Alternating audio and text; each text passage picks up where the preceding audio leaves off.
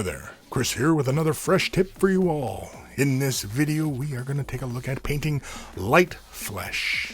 So to serve as our example, we have our Catachan model here, already primed in Stynylrez white, with an airbrush of course.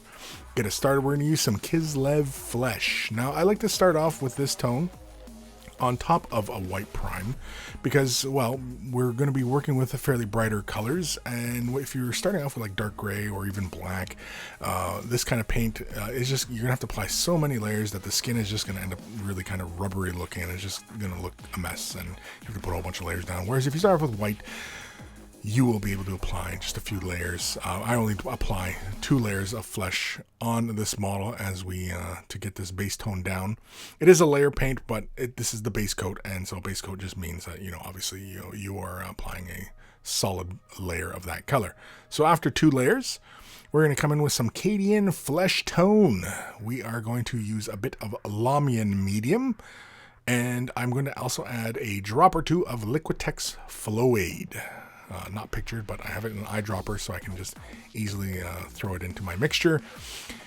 The dollop of paint was fairly small, and it was about 3 or 4 drops of medium and about 2 drops of Flow-Aid. And as you can see here, I just use the shade brush and very generously apply it over the entirety of the model.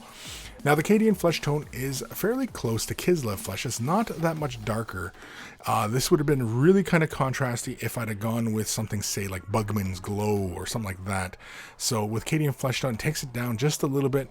We're going to come back in with Kislev flesh and apply it over the large areas of the muscle groups.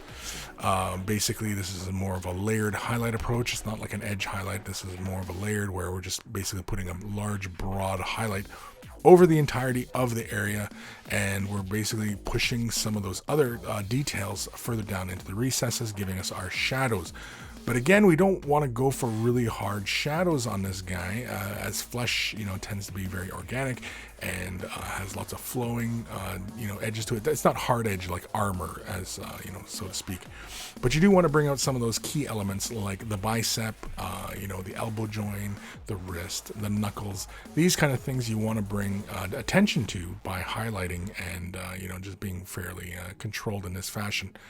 But otherwise, we're just highlighting the main groups. On the face, I do it in the very typical fashion, which I do the cheekbone, the brow, the nose, the chin, following along the jawline. I also hit a little bit on the side cheek there. I just simply grab some of the color previous and just apply it over that, and, obviously hide my mistakes.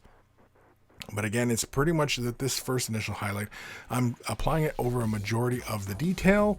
I'm not being too conservative as far as where I'm applying it. Really, all I'm looking for is for darker tones to remain in the eye sockets, under the nose, and in the hollow of the cheek, as it were. Give us that shadow in that cheekbone area.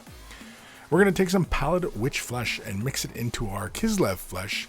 I initially want to go for a 2-to-1, so I ended up having to add another dollop of Kislev flesh to the mixture, so it's a 2-to-1. 2 Kislev to 1 Pallid. We apply our highlights here, again going for more of a layered approach. The highlights are in a high point, kind of a zenithal style of highlighting, where it's kind of imagined the light source is directly above the model. And so that's how you see these highlights as I am placing them. Again, also look on that shoulder, there's a divot in there where the muscle, an actual shoulder muscle, actually has a divot in it. And so I actually just put the 2 highlights onto either side of where that divot is.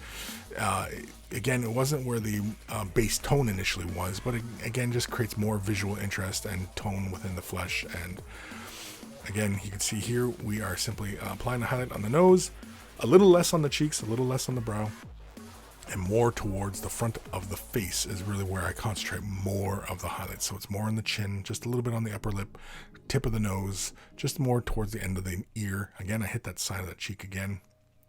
So I just come in with the previous color and color over it one more time. We're going to come back in with some Pallid Wych flesh, and we are going to mix this, giving us roughly a 1-to-1, because we did have 2 Kislev and 1 Pallid. Now we have 2 Pallid in that mixture.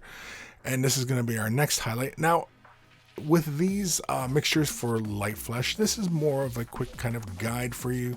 This isn't, you can follow this as I've illustrated it here, but you can also, if you want to push those highlights and the gradient of color and go for a finer gradient on the flesh, you can also go with finer mixtures, 4 Kislev to 1 palette, and work your way up from that.